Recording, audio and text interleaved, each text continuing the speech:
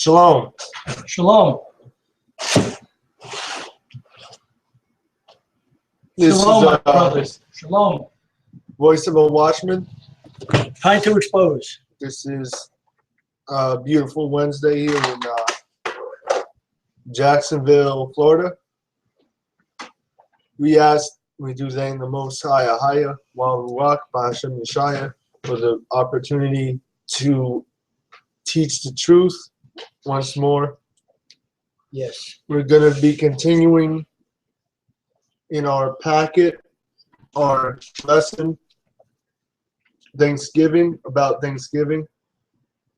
So,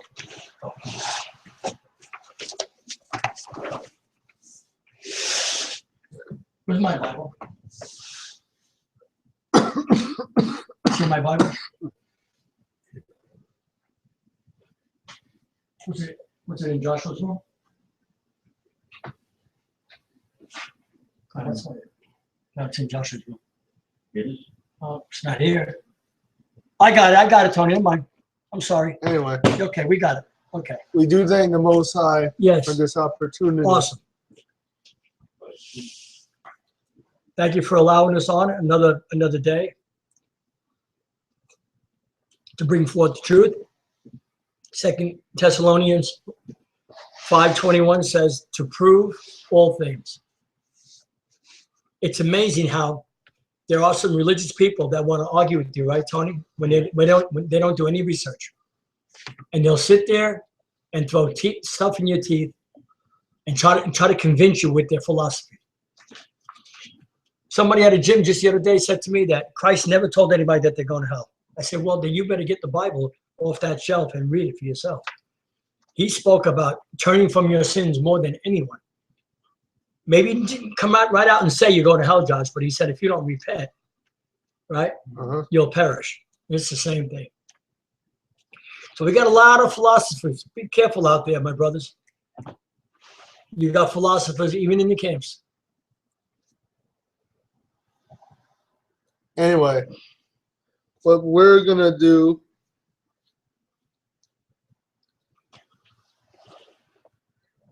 we're going to expose Thanksgiving. We're going to finish our lesson. we're going to open, since we have a lot of reading to do, we're going to open. Okay. We're going to open with 2 Ezra 13:39. All right. 13:39. Okay. So the reason that we went here first is this is the biblical history of how the so-called Indian tribes and Hispanics came to this region of the earth.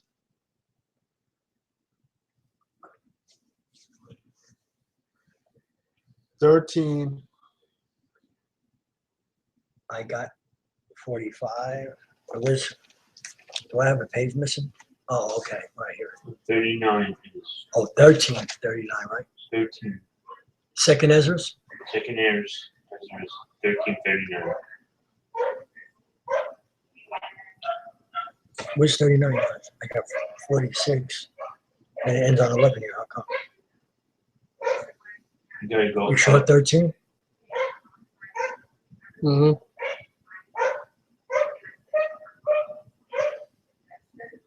I don't understand. I don't have a page missing.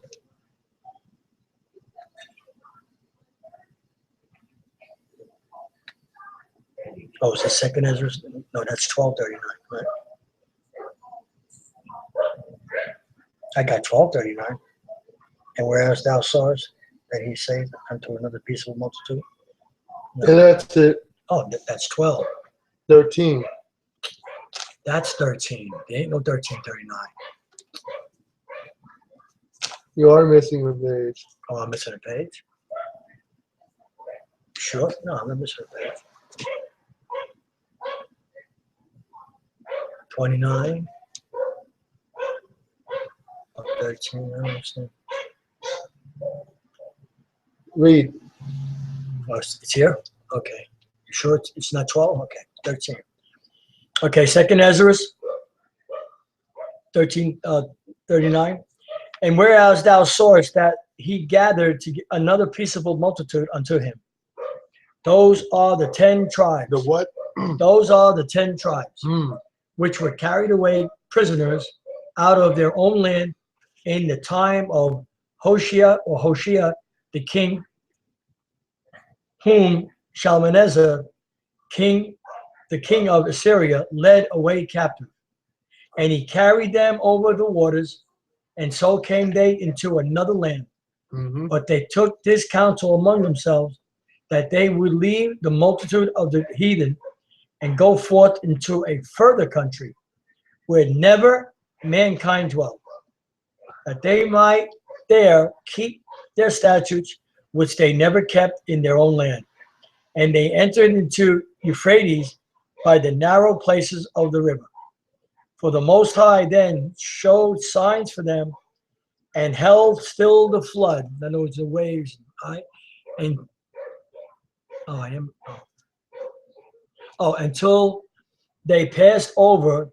For though that country there was a great way to go, namely of a year and a half, and the name and the same region is called Asterisk.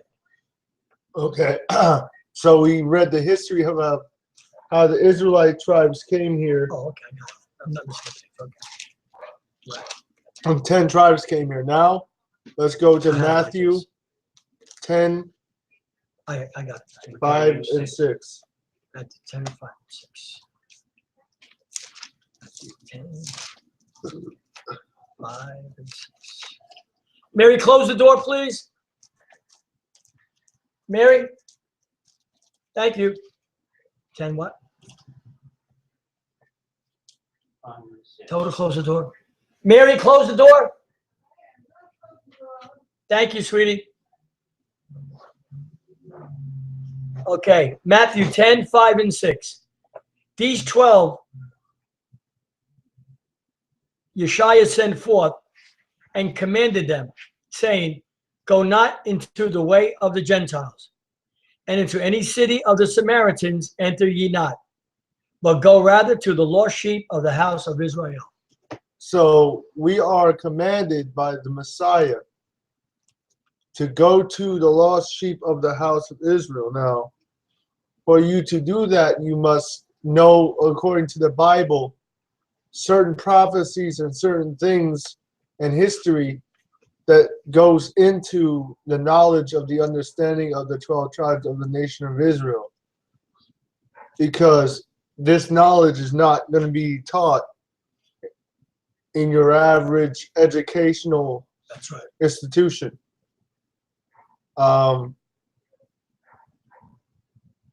Now let's go to Job 9:24. Okay.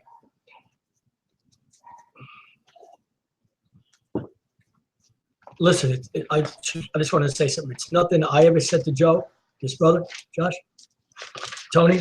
Yeah. But when I speak to him, his eyes get like this. He lightens up, and I can see joy.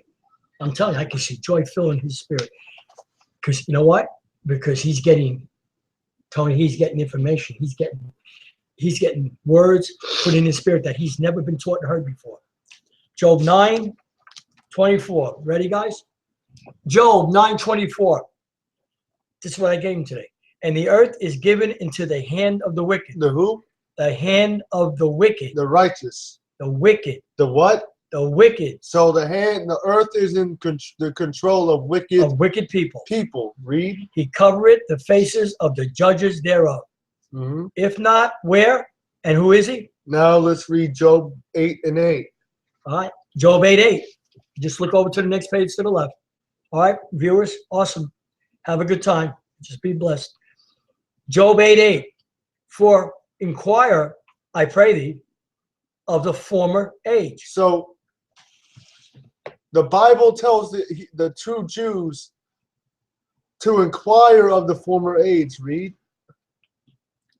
And prepare thyself prepare thyself to the search of their fathers. Of your fathers. So prepare yourself, because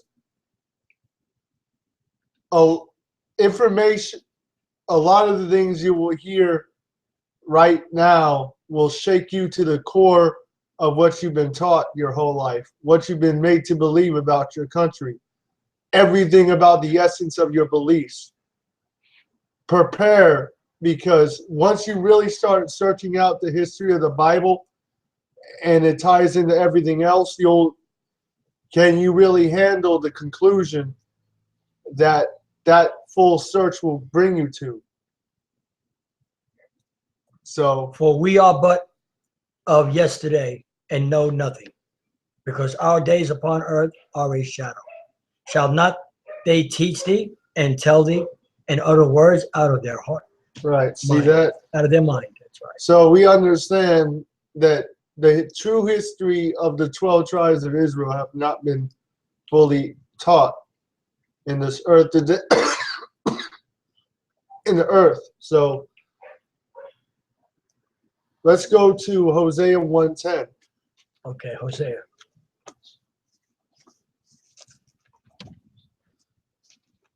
Oh, that's this way.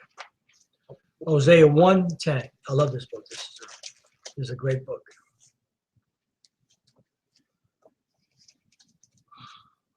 Hosea. All right, Tony, 1:10. Yet, Hosea 1:10. Yet the number of the children of Israel shall be as the sand of the sea, which cannot be measured nor numbered. And it shall come to pass, excuse me, that in the place where it was said unto them, ye are not my people. So in America, In a place, mainly in America, the true Israelites have been taught that they don't matter, that they're nothing, that their history don't matter, that everything about them is a relative. Read. ye are not my people. There it shall be said unto them, ye are the sons of the living Most So High. before the end comes, the truth will come back to Israel, and they'll find out that the true Israelites, the blacks and Hispanics, Native Americans, the Seminole Indians, that you are the 12 tribes of Israel. Now, let's go put the Bible. Okay, we just gave you a little format. And Now we're going to go into the rest of the packet, and we're going to finish with some scriptures. I want to say something, Josh. You know, it's concerning this. You know, when you stay on track with what you believe, and we have the truth, I won't argue that, but I'll let people know that you're not walking in truth, especially Christians. You're not walking in the truth. And as long as we take a stand, brothers and sisters out there, and keep going on with the truth, sooner or later, the Holy Spirit will deal with a lot of people that you're talking to. And hopefully, the Most High will open their hearts to truth. Oh, I saw that brother again today. I told him about you. I told him about him, and he said thanks. He said I listen all the time to you. I said great, keep listening if you want truth. That's all we say. By roots of slave trade, roots of the slave trade. The British North American colonists' practice of enslaved Indians, Israelites, for labor or direct sale to the West Indians preceded the appearance of the first chained Africans at the dock in Jamestown, Virginia, in 1619. The Jamestown colonists' human transaction with the Dutch vessel was an unscheduled occurrence. However, once the African slave trade became commercially established, the fates of the Indians and Africans in the colonies became inextricable, betwined. New England, born of up close and personal, burned them in the fires of hell, genocide, led the political and commercial development of the English colonies. The region also led the nascent nation's descent into a slavery-based society and economy. Once the African slave trade became commercially established, the fate of Indians and Africans in the colonies became inextricable entwined. Ironically, an apologist for Virginian slavery made one of the best early cases of the indictment of New England as the engine of the American slave trade. Unreconstructed, what do you call it when you succeed? Successionalist Lewis Darby's 1867 book, A Defense of Virginia, traced the slave trade origins all the way back to Plymouth Rock. Wow. The planting of the commercial states of North America began with the colony of Puritan independence at Plymouth in 1620, which was subsequently enlarged into the state of Massachusetts. The other trading colonies, Rhode Island and Connecticut, as well as New Hampshire, which never had an extensive shipping interest, were offshoots of Massachusetts. They partook of the same characteristics and pursuits, and hence the example of the patient colony, parent colony, is taken here as a fair representation of them. The first ship from America, which embarked in the African trade slave, was the Desire, Captain Pierce of Salem. And this was among the first vessels ever built in the colony. The promptitude with which the Puritan fathers embarked in this business may be comprehended, but it is stated that the Desire sailed upon her voyage in June 1637. Note, the year they massacred the Pequots. The first feeble and dubious foretold was gained by the white man at Plymouth less than 17 years before. And as is well known, many years were expended by the struggle of the handful of settlers for existence, so that it may be correctly said that the commerce of New England was born of the slave trade. Wow. As its subsequent prosperity was largely founded upon it. The Desire, proceeding to the Bahamas with a cargo of dry fish and strong liquors, the only commodities for those parts, obtained the Negroes from 2 British men of war, which had captured them from a Spanish slaver. Thus, the trade of which the good ship Desire of Salem was the harbinger grew into grand proof opinions, for nearly 2 centuries poured a flood of wealth into New England, as well as no inconsiderable number of slaves. Meanwhile, the other maritime colonies of Rhode Island and Providence plantations in Connecticut followed the example of their elder sister immediately, and their commercial history is but a repetition of that of Massachusetts. The towns of Providence, Newport, and New Haven became famous slave trading ports. They became what? Wow, look at that. And they said there was no slaves in the north. Newport, New Haven became the famous slave trading ports. The magnificent harbor of the second especially was the favorite starting place of the slave ships, and its commerce revealed or even exceeded that of the present commercial metropolis. New York, all the 4 original states, of course, became slave holding. The revolution that exploded in the 770s, New England was undertaken by men thoroughly imbued with the worldview of the Indian killer and slaveholder. How could they not be? The country they claimed as their own was fathered by genocide and mothered by slavery.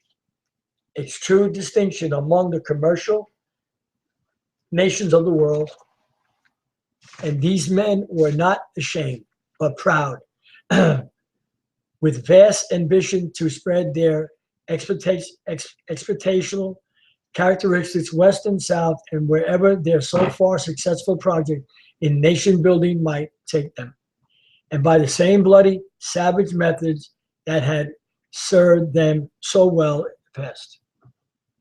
The country they claimed to be their own was fathered by genocide and mothered by slavery.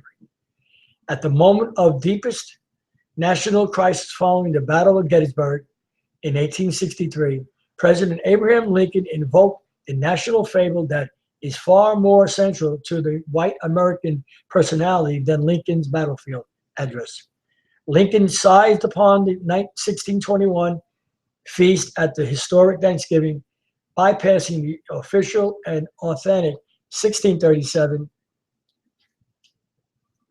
proceeded, and assigned the dateless, murky event the fourth Thursday in November. Look at this. Lincoln surveyed a broken nation and attempted national rebuilding based on the purest white myth. The same year that he issued the Emancipation Proclamation, he reviewed the national commitment to a white manifest destiny that began at Plymouth Rock. Lincoln sought to rekindle a shared national mission that former Confederates and Unionists and white immigrants from Europe could collectively embrace. It was and remains a barbaric and racist national unifier. By definition, only the most fantastic lies can sanitize the history of the Plymouth colony of Massachusetts. Like acaad, the Thanksgiving holiday fable is at once a window on the way that many, if not most, white Americans view the world and their place in it, and a bulletin that leaches barbarism into a modern era. The fable attempts to glorify the indefensible, to enshrine an era and mission that presents the nation's lowest moral denominators. Thanksgiving, as famed in the mythology, is consequently a drag on that which is potentially civilizing in the national character. A crippling, atavistic deformity. Defenders of the holiday will claim that the political corrected children's version promotes brotherhood, but that is an impossibility. A bald excuse to prolong the worship of colonial forefathers and to erase the crimes they committed. Those bastards burned the Pequot women and children, and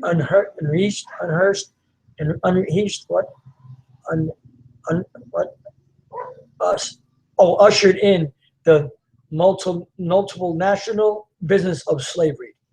These are facts. The myth is an insidious diversion and worse. Humanity cannot tolerate a 21st century superpower, much of whose population perceives the world through the eyes of the 17th century land and flesh bandits. Yet that is the trick that fate has played on the globe. Indians who had initially cooperated with the squatters were transmogrified into savage, deserving displacement and death. The English arrived with criminal intent and brought wives. We can read that in the Bible. We can show them.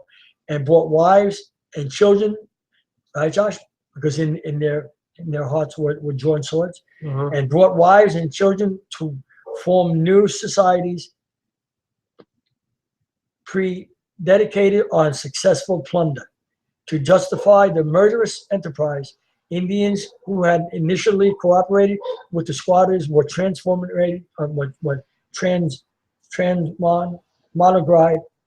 quantified into savages, deserving displacement and death. The relentlessly refreshed lie of Indian slavery became a truth in the minds of white Americans, a fact to be acted upon by every succeeding generation of whites. The settlers became a singular people confronting the great frontier. Europeans, for centuries of genetical campaigns against a darker, savage people marked for extinction. The necessity of genocide was the corporate working assumption of the expanding American nation. Manifest Destiny was born at Plymouth Rock in Jamestown, later to fall to paraphrase Malcolm, paraphrase Malcolm, like a rock on Mexico. The Philippines, Haiti, Nicaragua, little children were taught that the American project was inherently good, godly, and that those who got in the way were evildoers or just plain subhuman, to be gloriously eliminated. The lie is central to white American identity, embraced by waves of European settlers who never saw a red person. Want to read? Bloody fruits of the first feast.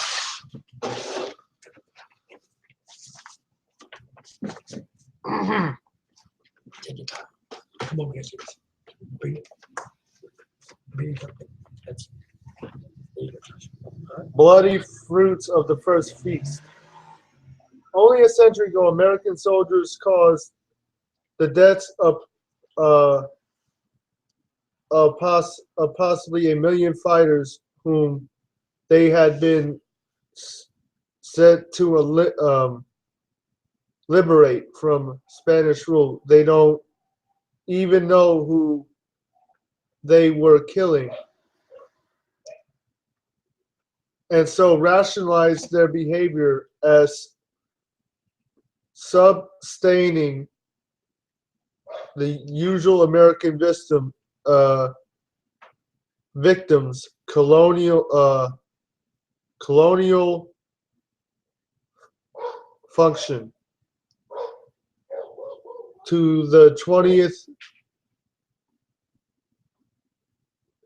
Kansas volunteers explained what got him motivated in the Philippines. Our fighting blood was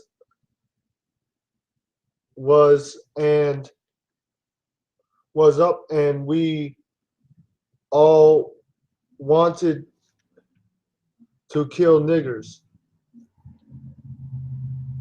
This shooting human beings is a hot game and beats rabbit hunting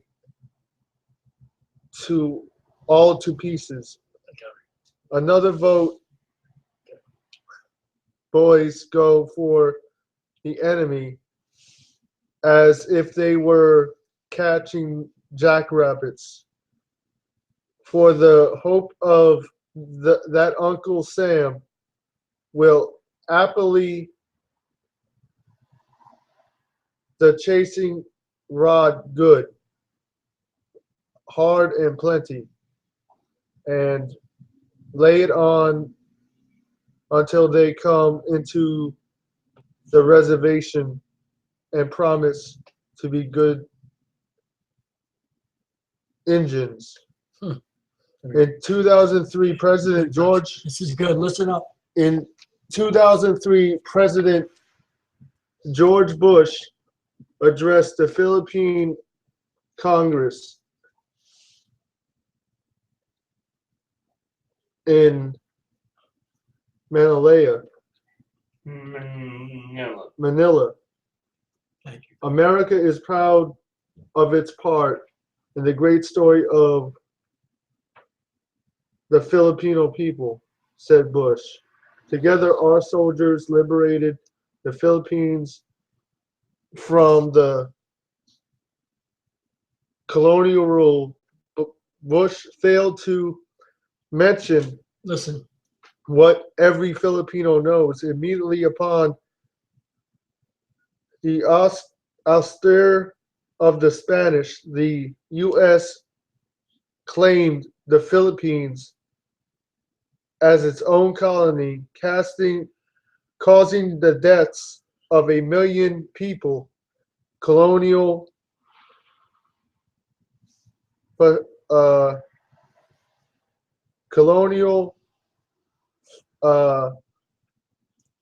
Pashtuns, niggers in the process.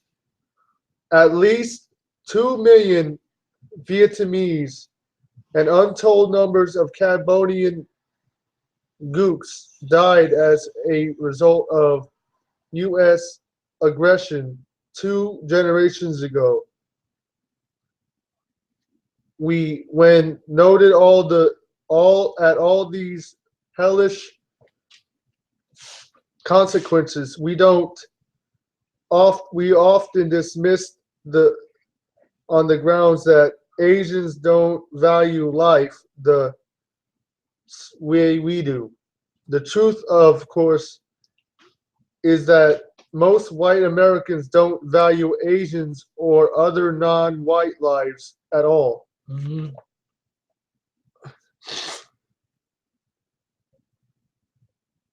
Never and never have. You're not going to expound it all on this. Today, although it is in excess of 600,000 Iraqis are thought to have died since the U.S. invasion of national dialogue revolved successfully socially around the less than 3,000 American died. Colonel Joe Anderson of the 101st Airborne Division summed up the general American attitude toward Iraqi early in the occupation. They don't understand being nice, since Americans, we speak so long as we're working with kid gloves, but the average Iraqi guy will tell you the only thing people respect here is violence. They only understand being shot at and being killed. That's the culture. Nice guys don't finish last here. Colonel Anderson personifies the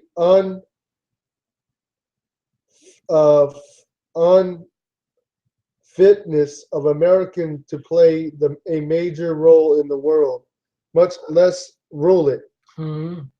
We poured a lot of our heart and soul to try to help this people. He bitched as if Americans were God's gift to the planet. But if we can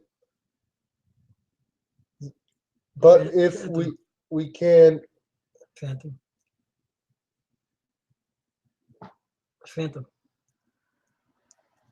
Yeah, other people. Where are you? Oh, okay. Oh. And will kill and die to achieve the basic right. The Mayflower's cultural heirs are programmed to find glory in their own depravity and savagery in their most helpless victims. What does this have to do with the Mayflower? Everything. Although possibly against their wishes, the Pilgrims hosted the Wanapog for three no doubt anxious days. The same men killed and enslaved Wanapogs immediately before and after the feast. Their newly arrived English comrades, and their children roasted hundreds of neighboring Indians alive just 16 years later. So these people killed so-called Indians. The word Indian actually means savage. Mm-hmm. So they called these people savages. But they were the tribe of Israel. But yet they exhibit savagery towards the people they called savages. Come on, that's good, Josh. So who's the real savage? That's good. That's good. Okay. Read. And 2 generations afterwards cleared neighboring Indians alive and 2 generations afterwards cleared nearly the whole of New England of its indigenous savages. while enthusiastically enriching themselves through the invention of transoceanic sophisticated means of enslaving millions. The Mayflower's cultural heirs are programmed to find glory in their own depravity, and slavery and savagery in their most helpless victims, who can only redeem themselves by accepting the inherent goodness of white Americans. Thanksgiving encourages these cognitive cripples in their madness, just as it is designed to do. In Iraq, as in the Philippines, as in the U.S., occupied Haiti in 1914, we hear echoes of the words of Massachusetts Bay Colony founder Jim Winthrop. The English had come to exterminate native land and resources, but somehow convinced themselves that their presence was begin. So as Ahayah had thereby, God had thereby cleared out title to this place, those who remain in these parts have put themselves under our protection, said the pilgrim in chief. What a lie. Throughout the Middle East and in spreading regions of the globe, the U.S. invites the natives to a feast of democracy at the point of a gun, frustrated at native unwillingness to dine on the corpus of their own national sovereignty. The Americans threaten to punish those who demonstrate such unthankfulness.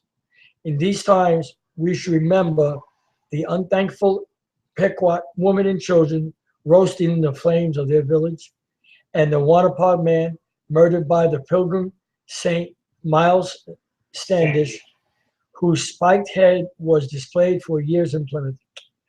The founding site of the national narrative and celebratory feast. That's your Thanksgiving.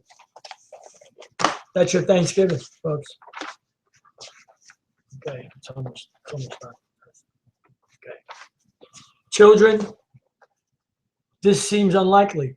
A good harvest had provided the settlers with plenty of food, according to their accounts, so the whites didn't really need the Wanapog's offering of 5 deer. What we do know is that there had been lots of tension between the two groups that fall. John Two Hawks, who runs the Native Circle website, gives a sketch of the facts.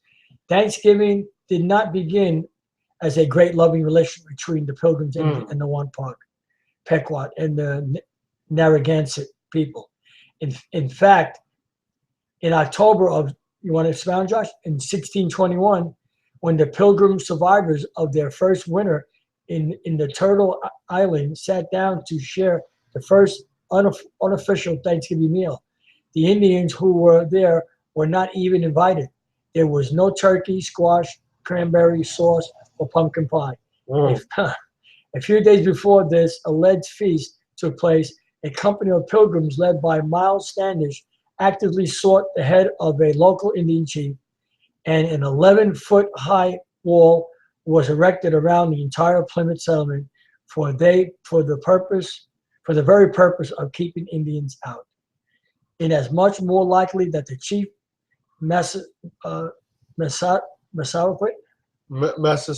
Massasoit either crashed the party or brought enough men to ensure that he was not kidnapped or harmed by the pilgrims. Dr. Timbad Apadat, in his Black Folks Guide to Understanding Thanksgiving, summarizes that the settlers brandished their weaponry early and got drunk soon thereafter. He notes that each pilgrim drank at least a half gallon of beer a day, which they preferred even to water. This daily inebriation led their governor, William Bradford, to comment on his people's notorious sin, which included their drunkenness and uncleanness and rampant sodomy. Wow. Soon after there's your Thanksgiving. Soon after the feast, the brutish Miles Standish got his bloody prize. Dr. Apatat writes, Apatat, I think it's right, Apatat. He went to the Indians, pretended to be a traitor, then beheaded an Indian man named Whifflemark. He brought the head to Plymouth, where it was displayed on a wooden spike for many years, according to Gary B. Nash, as a symbol of white power. Standish and the Indian man's young brother hanged from the rafters for good measure. From that time on, the whites were known to the Indians of Massachusetts by the name Wapuawakanini, which in their tongue meant cutthroats and stabbers. Wow. And today you call them cutthroats and backstabbers. Mhm. What is certain is that the first feast was not called a Thanksgiving at the time. No further integrated dining occasions were scheduled. And the first official all-pilgrim Thanksgiving had to wait until 1637, when the whites of New England celebrated the massacre of the Wampanoag southern neighbors, the Pequots. The real Thanksgiving Day massacre. The Pequots today own the Foxwood Casino and Hotel in Ledyard, Connecticut, with gross gambling revenues of over $9 billion in 2000. This is truly a very belated miracle, since the real first pilgrim Thanksgiving was intended as the Pequots' epitaph 16 years after the problematical Plymouth feast.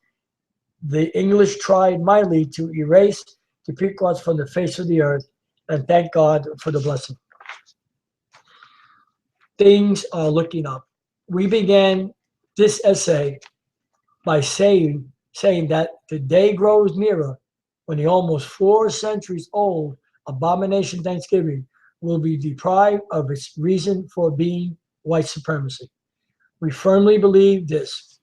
The weird world works against the Bushmen's insane leap to global homogeny, while creating the material basis for it. Dare we say the words brother and sisterhood among humankind, it becomes clear that the fruits of the millennia of human genius cannot be captured and packaged for the enrichment of a few for such or much longer, and certainly not by a cabal that cannot see beyond the bubble of its own wrapped history. The dim outlines of a new and more democratic world order can be seen in the often tentative but sometimes dramatic actions of moments and nations determined to construct a fairer way to live. As the world witnesses the brutality, stupidity, and sheer incompetence of the pirates currently at the helm of the United States, the urgency of a common alternative human project becomes apparent to all.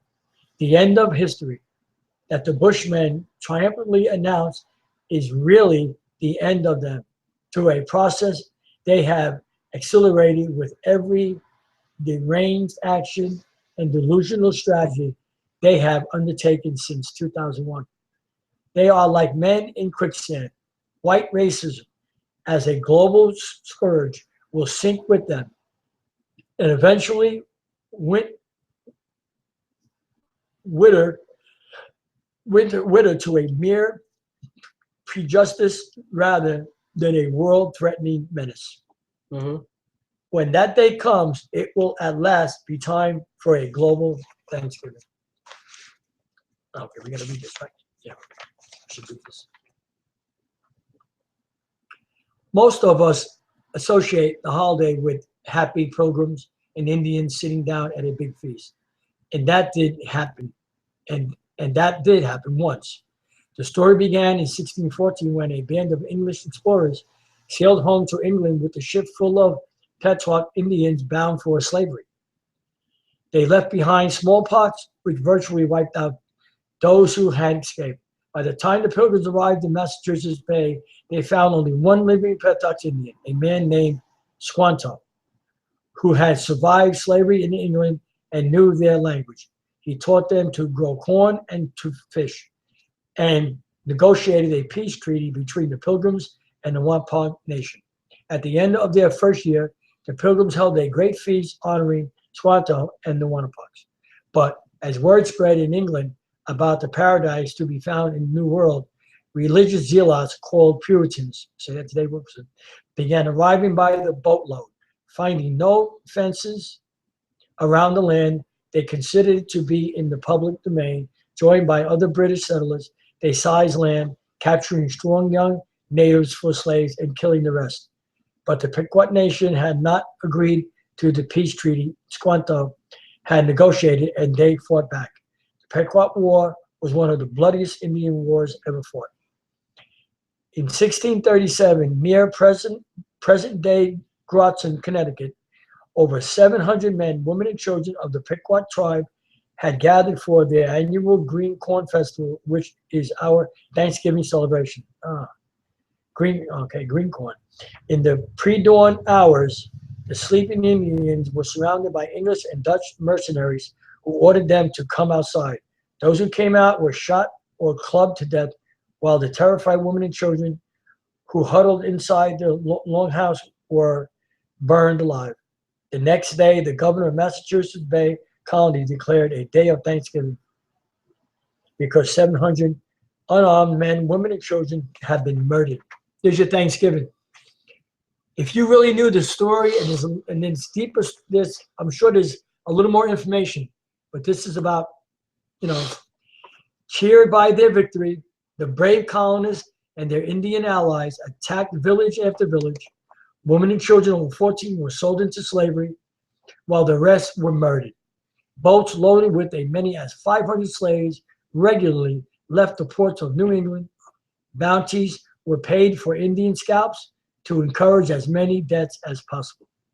Following an especially successful raid against the Pequot in what is now Stamford, Connecticut, the churches announced a second day of Thanksgiving to celebrate victory over the heathen savages. During the feasting, the hacked off heads of natives were kicked through the streets like soccer balls. Even the friendly Wampanoag did not escape the madness.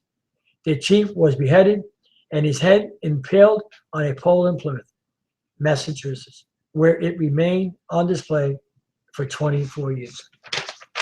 So, happy Thanksgiving. You celebrate it. You go ahead and celebrate. Let's go to Genesis 49. We're going to identify who these people are we just read about according to the Bible.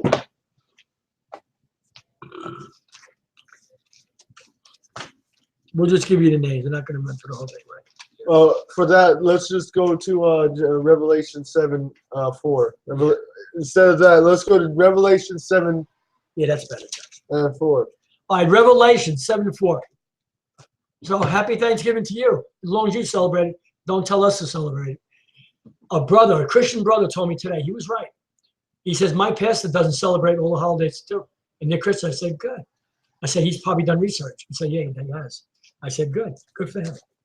Good for him. See what the government, let me say something. What the government is doing to get your mind off the truth, you're bowing down to Rome's holidays, right, Tony, in America. So what they're doing is they're forcing you out of your home on the Sabbath, Friday and Saturday, to go shop and spend your money on these holidays. Well, these holidays are all pagan and murderous. Put your money in your pocket, stupid Christian, and stay home. Do your research and get right. Revelation 7, where, Josh? 4. Revelation 7:4.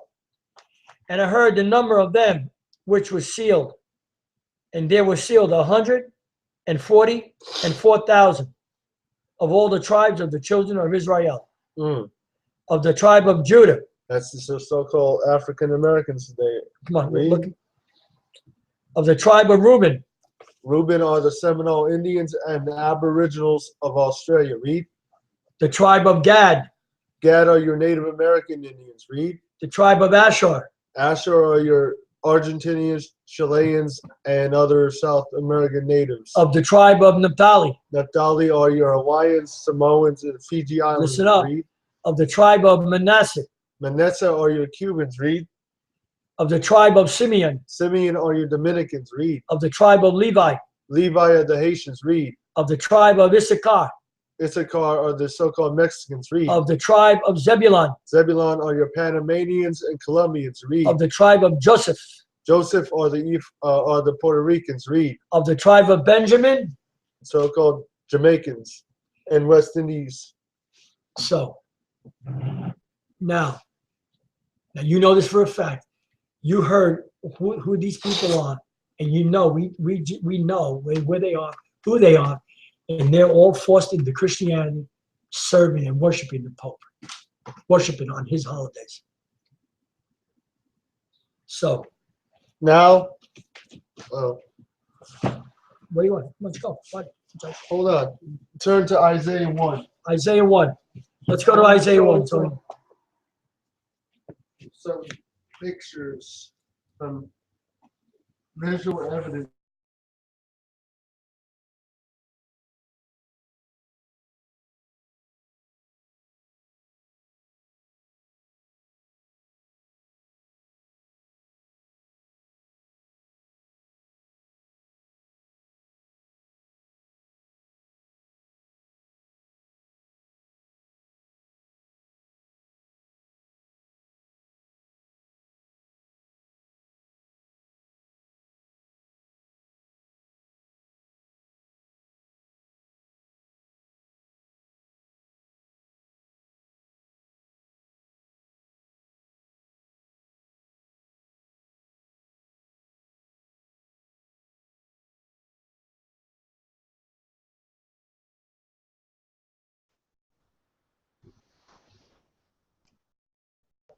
So we're back, and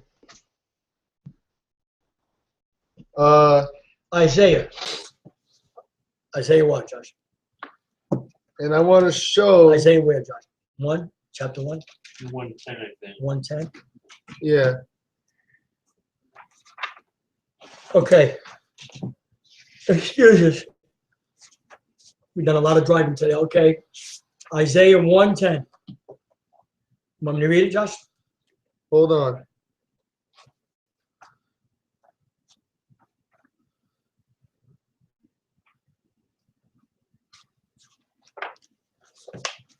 And this is for everybody to see, okay?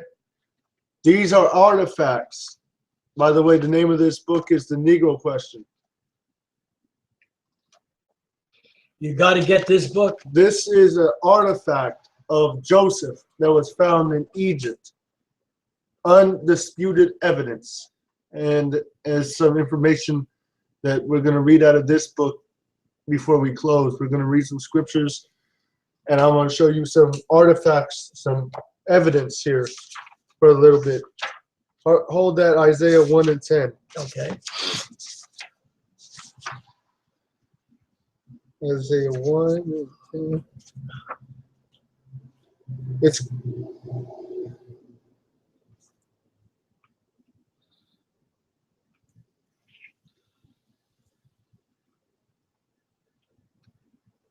We're almost done, right? of course, yeah. Mary, come on out. You can start the fish. Get the food ready. We're almost done. Now, Show them, Josh. this is a photo, an ancient depiction of Christ, Look close. the actual Messiah according to the Bible. That's right. Look again. Go look Woolly closer. hair, look at that. What does he look like to you? Mm-hmm.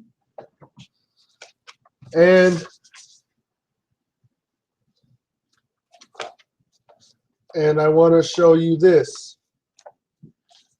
This is the Pope bowing down, the highest devil in the earth, bowing down to a black Jesus. Okay. Although that's not his name, but for the sake of the matter, the Messiah. So even Yashayah. the Pope knows that his God is black. That's right. The problem is there's people that he doesn't want knowing that, so he controls the information and keeps it from people.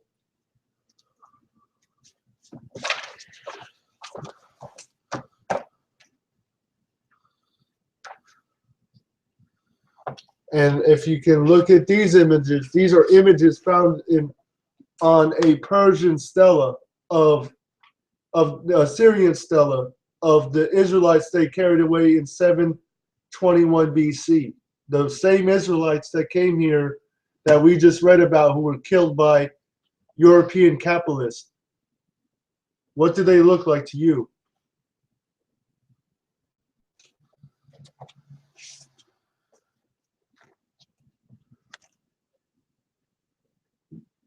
Can everyone see that? Can they see that? Oh, yeah. Bible says prove everything, right? Prove all things. Not philosophize. Prove all things.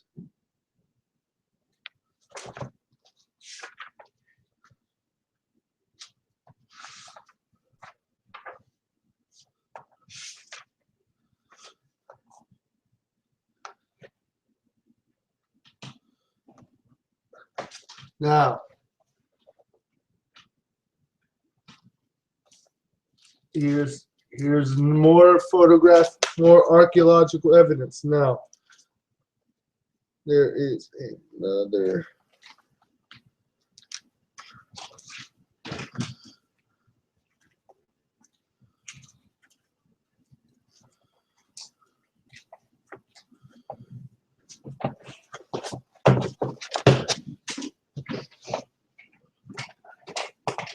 Actually,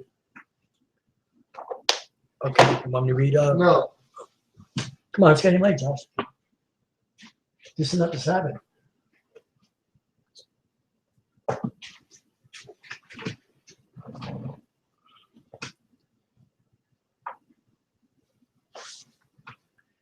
And not because we're not doing anything tomorrow. Every night, get home. You train suckers. You gotta work. Again, and I want to show everybody these pictures because it matters to know. Mary, If you look at this, this is the most ancient photograph of Peter and Paul that has been done. awesome. Look at that. Show it, Josh. And if you look at these two brothers, this artifact is dated to 1000 AD. Wow. So about 900 years after Christ. Awesome, Josh. And these brothers don't look like the people that they claim to be Jews today, huh?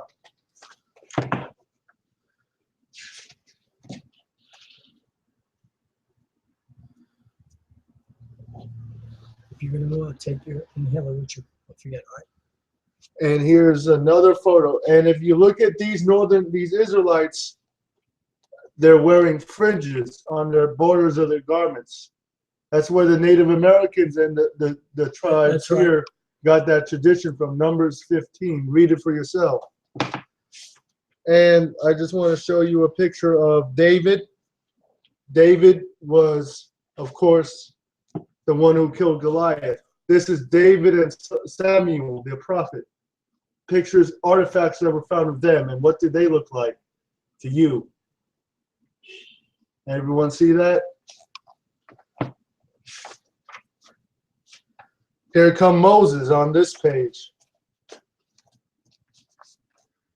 That's the most, this artifact right here is dated to 2300 years BC.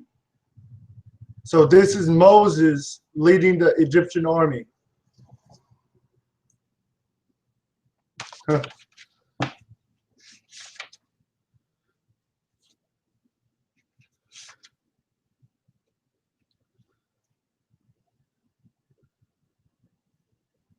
And here's the oldest image of the father of the Hebrews, the one we call Abraham. And what does that brother look like? Puts a whole different picture on the Bible, don't it? Once you see artifacts. Mm-hmm. Sure does. Prove all things, right? That's right. Let's read Isaiah 1 Mary, come on. and 10. Read. Isaiah 1:10. Go call her, Tony. Tell her. Hear the word of the Most High, ye rulers of Sodom. Give ear unto the Lord of our power, ye people of Gomorrah. To what purpose is the multitude of your sacrifices unto me? Say the Most High, I am full of burnt offerings of rams, and the fat of fed beasts. And I delight not in the blood of bullocks, or of lambs, or of he-goats. When ye come to appear before me, who hath required this at your hand? To tread my courts? So who's telling you to come and worship on these pagan holidays? Continue. Bring no more vain oblations. Incense is an abomination unto me. Bring no more vain worship to me. Read. The new moons and Sabbaths, The new moons and the Sabbaths. your Sundays you call, the calling of assemblies. Your pagan worship services. It's in Read. the stove already, man. I cannot away with. I cannot. In other words, I can't put up with it. Mhm. It is iniquity, even the solemn meeting. Even the solemn coming together. That's Read. right. Your new moons and your appointed feasts, my soul hated. And he's talking about now here, your holidays instead of holy days. They are a trouble unto me. I am weary to bear them. And when you spread forth your hands in the church and raise up to the pagan Jesus, I will hide mine eyes from you. Yea, when you make many prayers, I will not hear. Mhm. Your hands are full of blood. Read.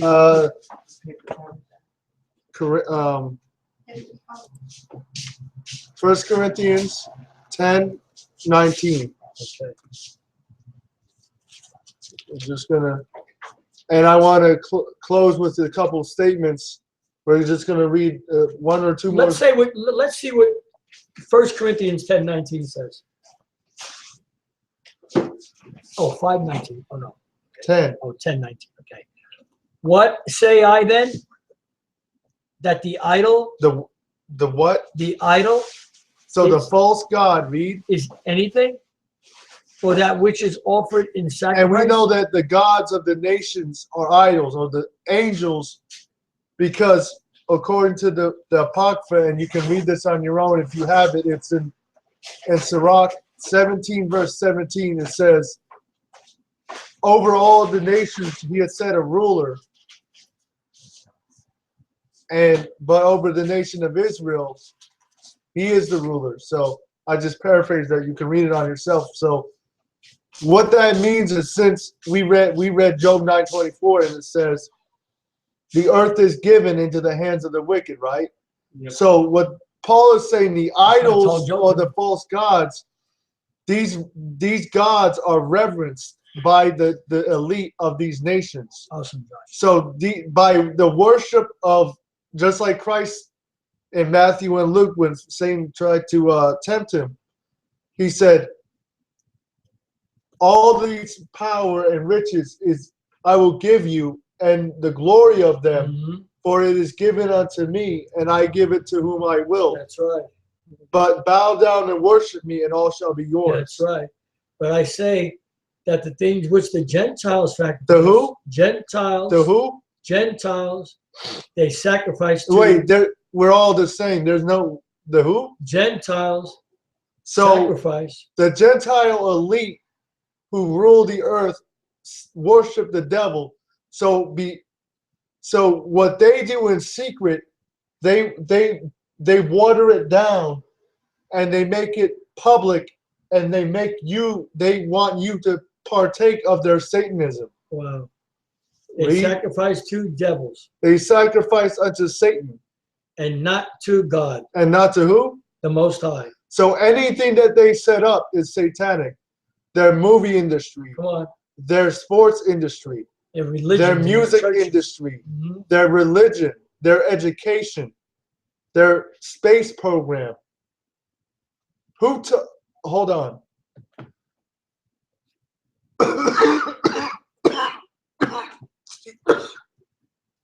Excuse me. The Most High.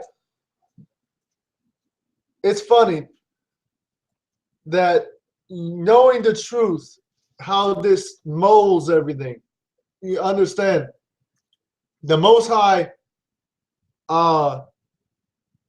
is not in these churches. He's not near them. He's not in their ballpark. He's not dealing with churches. Now, he may put his spirit on people to leave, but overall, the Most High is not in dealing with you if you go to church on Sunday. That's right. You're there by yourself. Read. You cannot drink the cup of the Most High and the cup of the devils. So Christianity is of the devil. Read. You cannot be partakers of the Most High's table and the table of devils. Clear cut. Now, Hosea. I mean, not Hosea. Amos 5. We're closing that? Mm-hmm. Amos 5.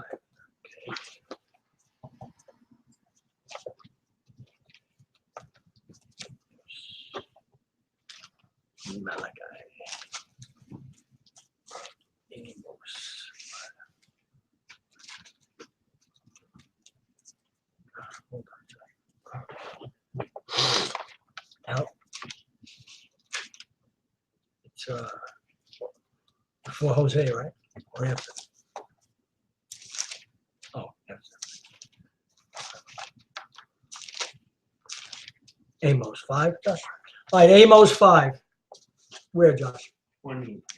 5:20. Okay, I got that circled right. Shall not the day of the Most High be darkness and not light, even very dark, and no brightness in it? So simply what that means is before the Messiah come back, the day for his, the day of the kingdom comes, Oh, it's going to be darkness. there's going to be no truth or no real understanding in the world. I despise your feast days, So the holidays that you celebrate, God hates. Read. and I will not smell in your solemn assemblies. Though you offer me burnt offerings and your meat offerings, I will not accept them. Neither I regard the peace offerings of your fat beasts. In other words, whatever you bring to offer unto the Most High, he's going to reject it. So read. Take thou away from me the noise of thy songs. Get your music out Get of my your Christian ears. music out, because he's not listening. For I will not hear the melody of thy vows. So we close. So we understand that. Yeah. The Most High good. He's real good. So he deals with every generation with actually, idols, hold on. right? With idols. There was something I just forgot. What? Last thing. Romans 11. Romans 11. 11. 11. Think, yep. 11 or 11:12. Romans 11.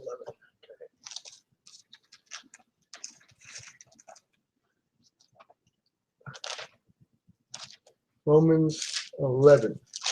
11, right? Okay. Romans 11. Wait, read verse 1, then read 11. Because, All right, Romans 11:1. right? Romans 11:1. I say then, hath Ahayah cast away his people? Because there's a doctrine out there, right? That Yeah. Israel's No doesn't more. matter. Yeah. It doesn't matter who Israel is. Yeah. The big Christian churches claim that they're scattered throughout the world and they disappear. I say then, hath Ahayah cast away his people? Mhm. God forbid. For I also am an Israelite. Christian, Israelite. Baptist, Israelite. Catholic. Israelite. A what? Israelite. Read. The seed of Abraham. The seed of what? Abraham. The seed of Christianity. The seed of Abraham. Uh, Of the tribe of Benjamin. of the tribe of who? Benjamin. Read. God hath not cast away his people. God has. God hath not cast away his people. No, the pastor said it's done away with. God hath not cast away his people. Read. Now go to 11. 11:11. Yeah. I say then, have they stumbled?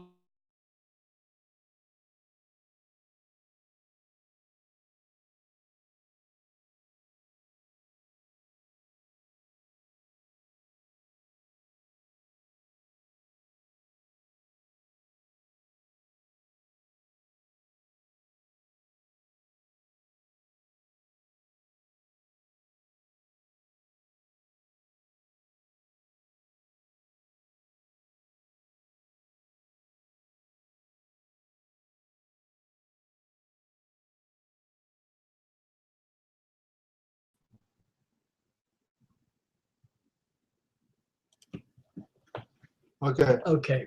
Romans 11:11.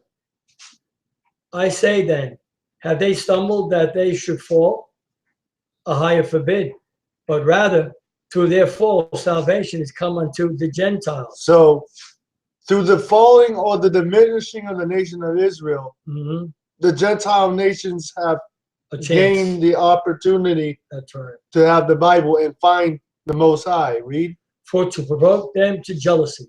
Read. Now, if the fall of them be the riches of the world, and the diminishing of them, Wait, if the fall of them be the what? the riches of the world. So through the fall of Israel in 70 AD, all the nations of the earth has gotten rich through the bondage and the oppression that we see Israel in to this day. Read. Of them be the riches of the world, and the diminishing of them the riches of the Gentiles. Okay. How much more their fullness? Let's give you one warning. Verse 17. And because this is what the pastors will have you believe, or have you doing in Christian churches. 17. Okay. And if some of the branches be broken off. So if some of the branches be broken off, which happened in 70 AD and in 721 BC. And thou, being a wild olive tree. The Gentiles are the wild olive tree. Read. Were grafted in among them. So we're grafted in to Israel. And with them partakers of the root and fatness. So we become partakers of the law, the holy days, the Messiah. That's right. The death of Christ. But we are not the root. We are grafted into the root. The root is through Hebrew. Of the olive tree. Read. Boast not against the branches. No, boast against the branches. Boast not against the branches. No, teach they don't matter. Boast not against the branches. No, teach you can be a spiritual Israelite. But if thou boast, thou bearest not the root, but the root thee. Read. Thou will say then. Thou will say then. The branches were broken off, that I may be grafted in. Well, because of unbelief, they were broken off. Because of what? Unbelief. Because of the fall. And thou standest by faith. Be not high-minded, but fear. For if God spared not the natural branches, take heed, lest he also spare not you. See that? So, what have we learned tonight? Through the whole bunch. The diminishing of the children of Israel, and we have a clear warning from the anointed apostle not to boast against the branches of the children of Israel, the true Jews. So, we'll be bringing a Sabbath lesson live. on Friday. When it gets dark on Friday night, any time of the year, listen, we're live Friday night when it gets dark. As soon as the sun goes down, we're on live. So, and Saturday night, an hour and a half before it gets dark. Okay, that's the Sabbath time. So you figure it out for yourself. As the year progresses, we're on at night when it gets dark Friday night, and an hour and a half before it gets dark Saturday night. Okay. Shalom. Shalom. Shalom.